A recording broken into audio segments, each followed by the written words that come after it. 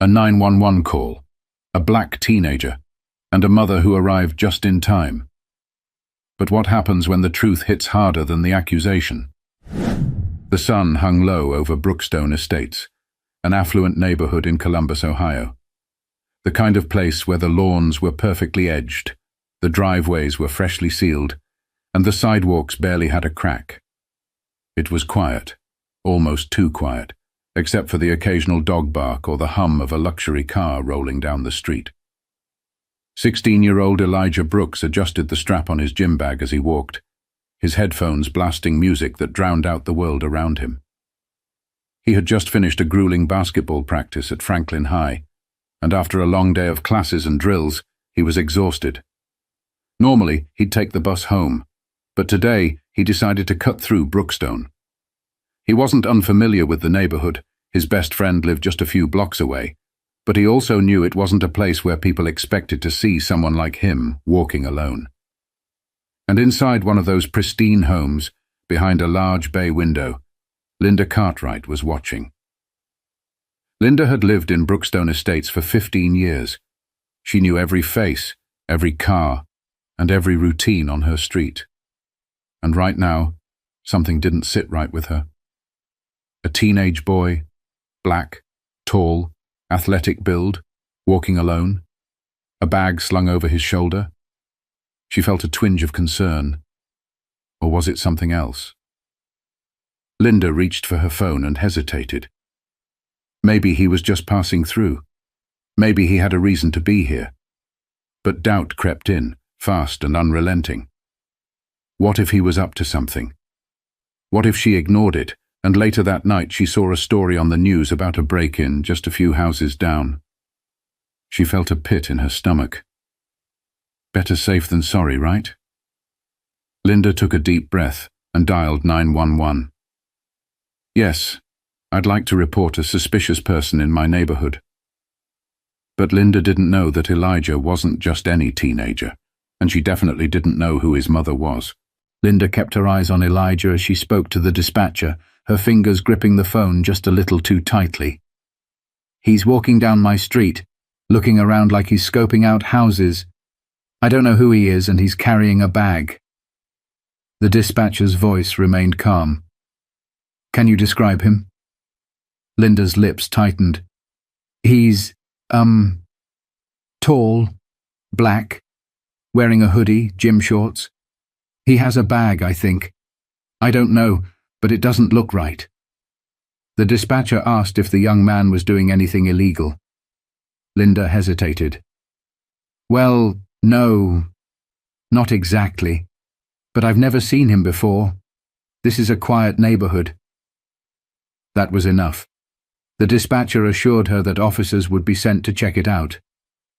Linda hung up, still watching as Elijah stopped briefly to switch his playlist. He had no idea what was coming. A few streets away, Officers Bennett and Rodriguez were in their squad car when the call came through. Possible prowler, Brookstone Estates, male, black, mid-teens, carrying a bag. Bennett, a stocky officer with 15 years on the force, glanced at Rodriguez, who was younger and still learning the ropes. Let's check it out. With that, they flipped on their lights and sped toward the neighborhood. Elijah was 2 blocks from home when he heard it. The sharp whoop of a police siren behind him. He turned, confused, just as the squad car pulled up fast. The doors flew open. Hey! Stop right there! Elijah froze, pulling out his headphones. 2 officers stepped out, hands near their holsters.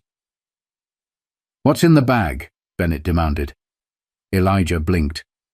My basketball gear? Where are you headed? Home. His voice was steady, but his chest tightened. He knew this wasn't just a random stop. Rodriguez stepped closer. You live here? Yes, sir. A few blocks over. Bennett scoffed. That right? What's the address? Elijah started to answer, but before he could, Rodriguez grabbed his bag. Hey, that's my stuff. Relax, Bennett muttered, unzipping the bag and rummaging through it. Shoes, a sweaty jersey, a water bottle. Nothing suspicious. But Bennett wasn't done. "Why'd you cut through this neighborhood?" Elijah's heart pounded. "It's just a shortcut. I'm not doing anything wrong." Rodriguez looked at Bennett, uncertain. "Maybe he's telling the truth." Bennett didn't budge. "Then why'd someone call the cops on him?" Elijah opened his mouth, but his breath caught as he noticed something over the officer's shoulders. A sleek black SUV rolling toward them. It pulled up, stopping sharply. The doors opened, and out stepped Denise Brooks, the mayor of Columbus. But the officers had no idea who they had just stopped, and neither did Linda. The air seemed to shift the moment Denise Brooks stepped out of the SUV. She wasn't just any mother. She was the mayor of Columbus, and she carried herself like it. Dressed in a sharp navy blazer and heels that clicked against the pavement, she moved with purpose. Not running, not panicked, but controlled. A woman who was used to walking into rooms where people doubted her authority and reminding them exactly who she was. Her eyes locked onto the two officers standing over her son. Her son. Bennett's posture stiffened as she approached. He had seen her before, on the news, at city meetings, but it took a second for his brain to catch up to the moment. Rodriguez was the first to speak. "Ma'am, I need you to step back. We're handling a situation." Denise didn't flinch. "Oh, I see that." Her voice was smooth, but sharp enough to cut through steel. "And what exactly is the situation?" Elijah exhaled, relief washing over him. "Mom." She held up a hand, a silent message. "I've got this." Bennett cleared his throat. "We received a call about a suspicious person in the area." Denise arched a brow. "Suspicious?" Rodriguez gestured to Elijah. "We stopped him to ask some questions. We need to confirm if he actually lives here." Denise let out a slow, measured breath. Then she pulled out her phone, tapped a few times, and held it up. "That's my son." On the screen was Elijah's student ID, their address, and a picture of the two of them at a community event just last month. Silence. Rodriguez shifted uncomfortably. Bennett's jaw tightened. Denise wasn't done. "So tell me, did you stop him because he was suspicious, or because someone assumed he didn't belong?" Neither officer answered. Behind them, Linda stood frozen in her doorway, watching the entire thing unfold. She had recognized Denise the moment she stepped out of the SUV, and the moment she put the pieces together, her stomach dropped. She had called the police on the mayor's son. She had called the police on a kid who was just walking home. And now she was standing there, watching as a mother, who happened to be one of the most powerful women in the city, stared down two officers who suddenly had nothing to say. But just because the officers had gone quiet, didn't mean Denise was done talking. Denise took a slow step forward, her eyes locked onto the officers. The air felt heavier now, like everyone was holding their breath, waiting to see what she'd do next. She didn't yell. She didn't curse. She didn't have to. Her voice was steady, precise, cutting. "You searched his bag. You questioned where he lived. You assumed he didn't belong." Bennett squared his shoulders. "We were just following procedure." Denise tilted her head slightly. "Procedure?" Rodriguez shifted uncomfortably. "We got a call about a suspicious person." Denise took another step. "A teenage boy. Walking home." Neither officer had an answer for that. Elijah rubbed his hands together, still feeling the sting of being treated like a suspect in his own neighborhood. Denise turned, finally looking directly at Linda, who stood frozen in her doorway. "Was it you?" Denise asked. Linda opened her mouth, then shut it. The weight of the moment crushed her. She didn't mean for this to happen. She didn't think it would go this far. She wasn't racist, she told herself. She was just being cautious. But now she was staring at a mother, one who had to leave her job, rush into her own neighborhood, and defend her son from the police over nothing. Linda's face turned red. She swallowed. I just thought...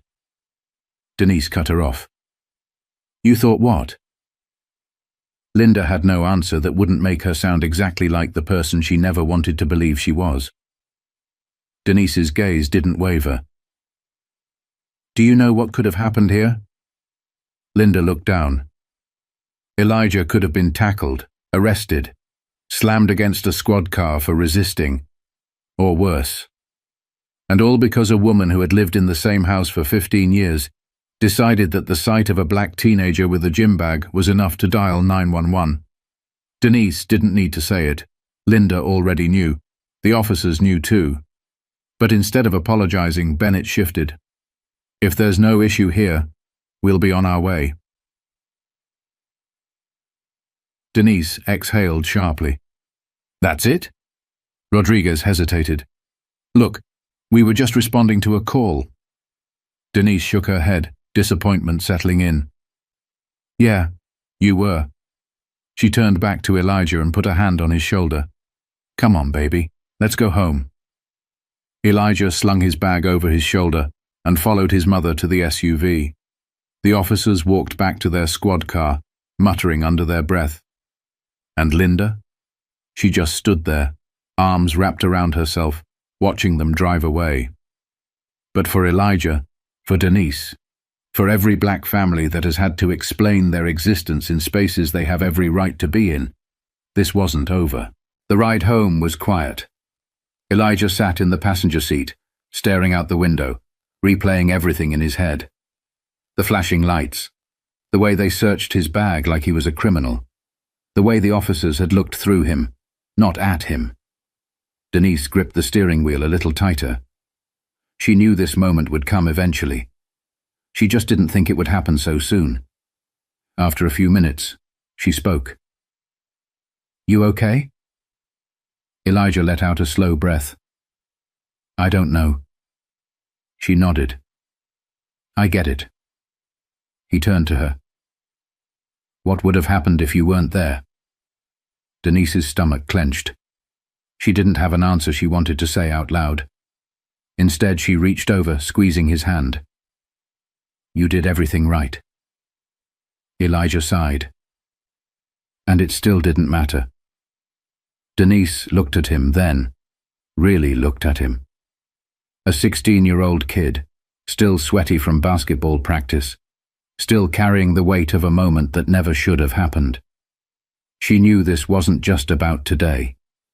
It was about every story like this, every kid like him, every parent like her who had to teach their children how to move in a world that saw them as a threat first, a person second.